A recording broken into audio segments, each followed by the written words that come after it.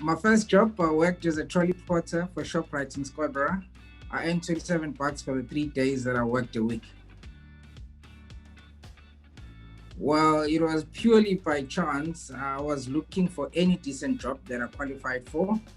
And luckily, my matric results were good enough to get a chance to join the eThekwini municipality as a candidate valuer. So yeah, I never looked back, and I've been studying since then to better my chances in the valuations industry.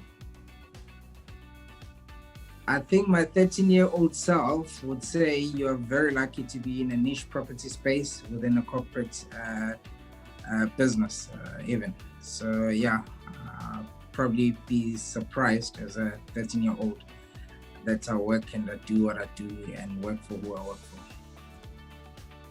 Okay, so it's three people.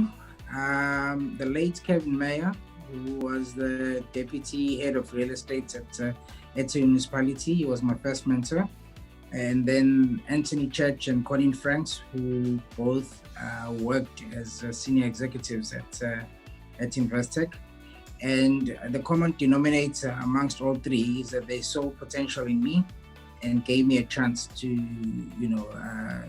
to do what I could do at the time, even when the odds were against me. So it was just a chance that they gave me based on the potential they saw. I think consistent with my response in the previous question, it would be to give prospective candidates a chance, like I had. So whether it comes in the form of job opportunities or linking them up with the network of valuers, or basically providing mentorship, I think that would be the one thing that I would obviously solve in the valuation space. Well, the best part of my job is that it is unpredictable and exciting at the same time. So you can't take your eyes off the ball. It's extremely satisfying as well when you recap in hindsight how critical your role is in the decisions. That obviously involves millions and if not billions of rent. So I think that's the best part about what I do currently. I think the worst part is, I think I've mentioned, the unpredictability as well. It obviously comes with a lot of surprises, a lot of curveballs, and sometimes a lot of disappointments. So that's the worst part about my job. Sometimes you put in all the efforts only for what you are trying to achieve not to happen. I would probably invest in agriculture, fintech, and industrial property in that specific order. I'd also consider residential. I think residential property has done very well, I think, through the COVID environment. So yeah, I think those are the main areas I'd look at having 10 million rents in my pocket. It's a lot of money.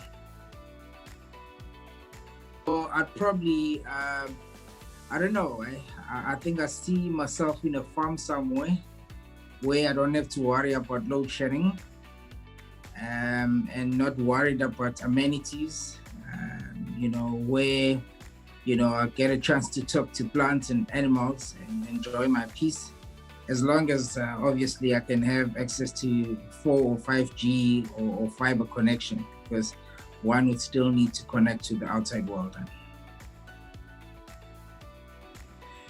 3 ingredients, I would probably say hard work, tenacity, and consistency.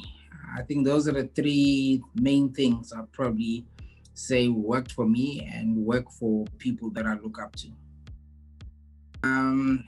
There's quite a number of properties that I like to value, but I think retail shopping centers are quite a nice experience to value. Shopping centers tell you quite a lot about the community within which they exist, as well as the consumer behavior. So I thoroughly enjoy doing valuations for retail. So I would advise that a career in valuations takes long to build. So you need to be patient. And once you are established, the rewards will be there to be realized. So patience think you have to take your time, take the baby steps, learn the ins and outs, and keep to the basics. So I started my primary schooling at Fletcher Farm School near High Flats, inland of KZN, up to grade 7. And I then went to Maria Thal Combined School, which is in Ikopo, for my grade 8. And I finished the rest of my high schooling at St. Francis College in Marine Hill in Pinetown. So all my schooling was in KZN. So I look up to everyone that started from the bottom against all odds and made a success of their passion. All those that took a chance and used the little opportunities that they had. You know, examples like Dr. Richard Maponya, know a guy by the name Ranti Mochapo, who was one of those future leaders who obviously came from very humble beginnings. So those are the kind of people that I look up to. No one specific, but it's a variety of individuals. So I work for a bank. Client service is about problem solving. Any problem that any of our clients have, I try to solve. And we're in the business of selling money, but anyone can actually sell money. So it's a matter of transferring a good experience within the process of selling money. So when one is able to solve the problems within that process, a good client service can be achieved. So that's basically what I do. So I try and spend as much time as possible with my family. I lead quite a stressful work life. So my balance actually comes with the family. I do sometimes get an opportunity to hit a couple of balls out on the golf course. But other than that, I spend quite a lot of time with my family. My son is an avid PlayStation fan, so we spend quite some time there. And my wife does like to see me behind the trolley from time to time when she does her shopping. So there's a bit of time as well that actually gets spent in that direction. So early on in my career, I decided to move from a specialist role in valuations into a generalist role within the real estate sector. I realized later on in my career that specialization actually gives you more currency, I think, in the market, and your brand becomes your job, and obviously vice versa. So something that proves more difficult in a generalist role. So when you specialize, I figured that there's a greater deal of success that comes with it. And that is why I obviously stuck to valuations and as my specialty. I think success is contentment and authenticity. I think being content about yourself, about your job, about your family, and about how you lead your life, and being able to reassure yourself that you have done the very best that you could have done under the circumstances or challenges that anyone is faced with. Being in a position, I think, to look back in life, either as a retiree or as an old person, and say that I'm happy with what I achieved and what I actually did when I was younger, and I don't wish to be any younger. I'm proud of quite a lot about the SAIV.